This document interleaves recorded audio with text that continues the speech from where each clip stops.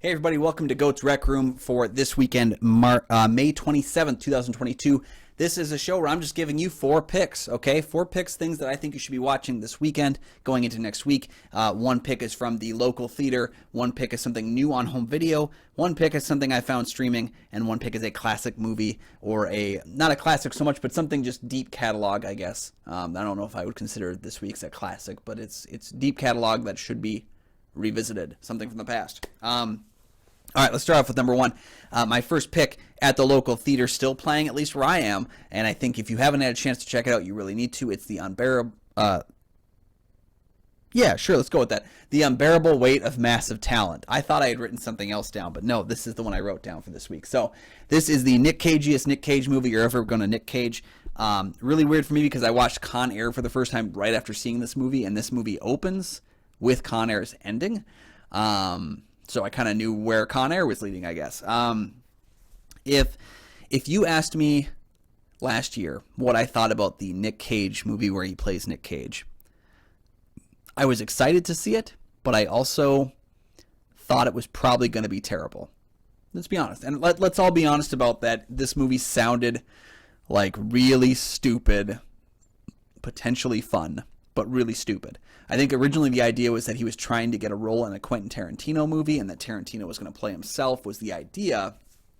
And as we can see, the movie kind of evolved a little bit from that initial plot thread. Tarantino's not in the movie now. David Gordon Green plays that role.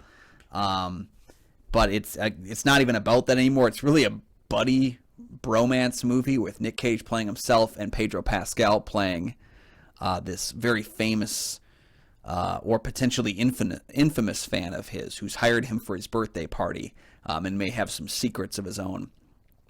It's dumb, but man, it works way more than it should. This is the kind of movie that if you're a fan of Nicolas Cage, especially his, like, the nice thing is it doesn't lean too much into kind of his smaller fare. It's more of the stuff you know. It's great. It is so much fun. I don't know if it reaches all the heights. At the end of the film kind of devolves into a little bit of an action picture that's pretty generic, but everything leading up to the ending is fantastic. He and Pedro Pascal have great chemistry, which is great because we get most of our laughs from them. Really great supporting roles from like Neil Patrick Harris, who plays Nicolas Cage's agent, and his family dynamic that he has. God, it's just... It shouldn't be as good as it is, but it is pretty darn good. It's stupid, it's funny, but if you're a fan of Nicolas Cage as an actor and screen presence, he's having the time of his life here, and that goes a long way. So check that one out. That's still playing at my local theater. It's been out for a couple weeks now, but if you get a chance, check out The Unbearable Weight of Massive Talent. All right, number 2, my second pick of the week is something that just recently in the past couple weeks has hit home video, and it is Channing Tatum and... Is it Reed Carolyn, I think they co-directed together? Dog.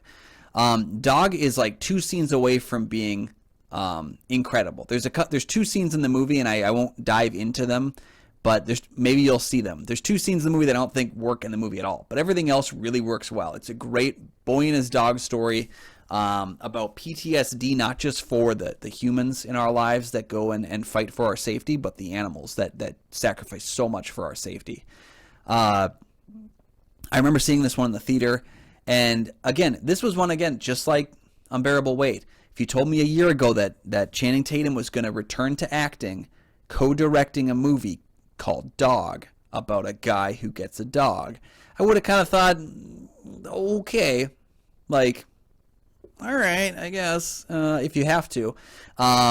I wasn't really digging the idea because we've just seen so many of these, like, oh man, I don't get along with my dog and now I do, and it's a movie about that. We've seen that done to death, where it's just like, give me something realistic here, give me something more fun.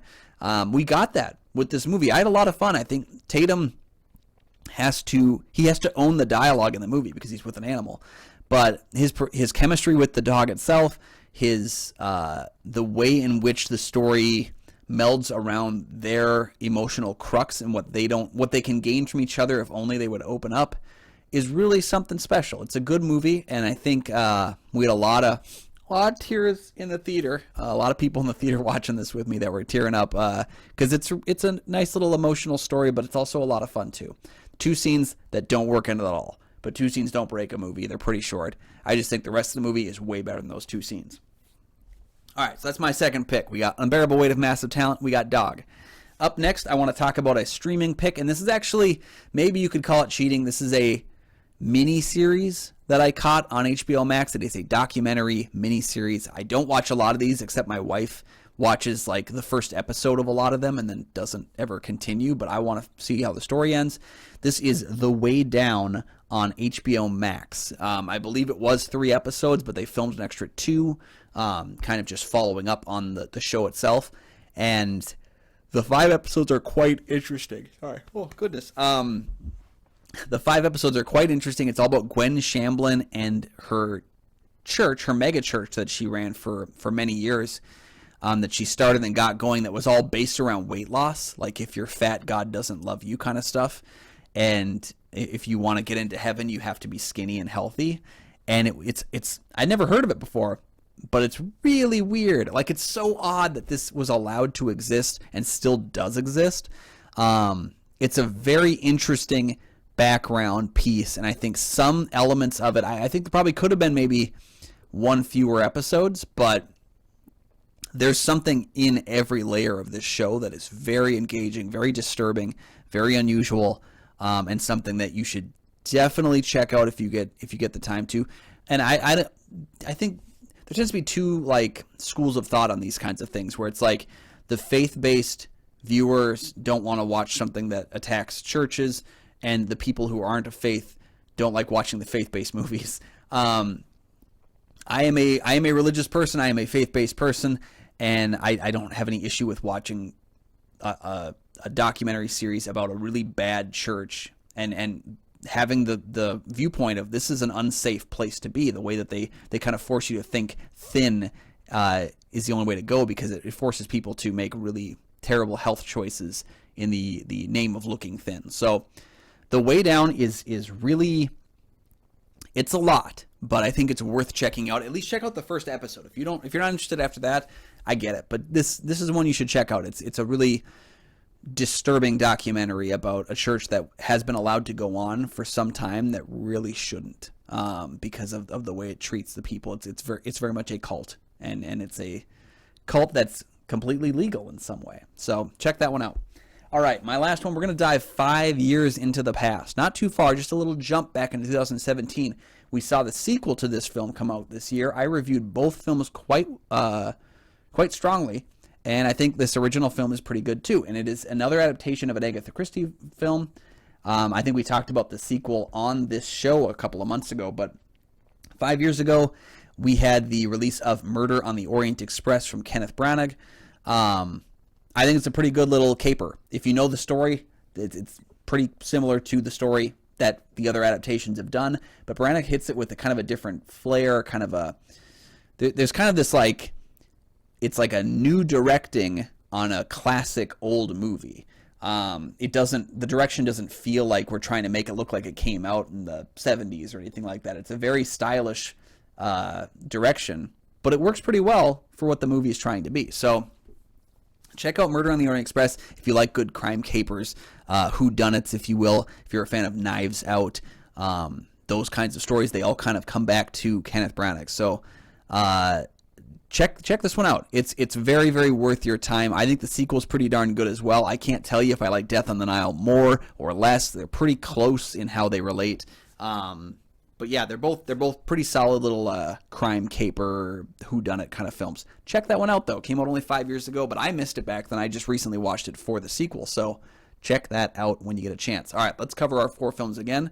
We got 1, The Unbearable Weight of Massive Talent, now in theaters. 2, Dog, just recently released on home video. 3, now streaming on HBO Max, there is The Way Down. And 4, 5 years ago, we had the release of Murder on the Orient Express. Those are my picks for this week. Let me know what you thought about the films I'm picking and recommending this week. And give me your recommendations. What are you watching this weekend going into the next week? Let me know down in the comment section below. Thank you guys for joining me. You can find all my film reviews over at goatfilmreviews.com. You can follow this channel on Facebook at Goat Film Reviews. You can also find me personally on Twitter, Instagram, and Letterboxd at Almighty Goatman. And don't forget to check out my other show, Kyle and Nick on Film. We have new episodes Mondays, Thursdays, and Saturdays where myself and Nick Polotchuk from the St. Paul Filmcast get together to discuss the world of movies, and each episode we pick a different movie, break it down over the course of a half hour, and tell you our thoughts on it. Join us for that. Thank you guys for joining me today, and we'll see you next week.